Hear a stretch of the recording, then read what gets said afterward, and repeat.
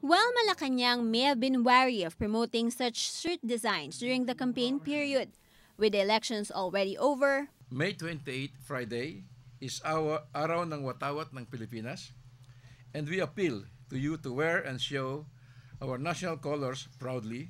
not that they would have a hard time convincing the public. Nowadays, such designs are the trend. 2 weeks after the Philippine Flag Day, the country will celebrate its 112th Independence Day. The usual simultaneous flag raising in the morning, led by different heads of agencies, will also be held.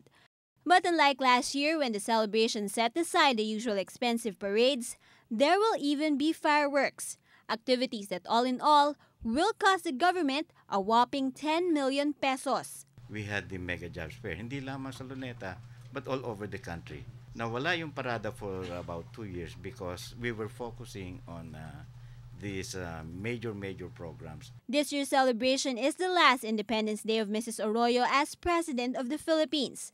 Aside from the expensive activities, what makes this year's celebration different? The President will be rendering her report to all of us. When asked why the event supposedly held in honor of the country's heroes would be devoted to an enumeration of Mrs. Arroyo's legacies, the executive director of the National Historical Institute was quick to clarify that the event will also be devoted to the country's modern-day heroes. We will be focusing on the Filipino globally being recognized.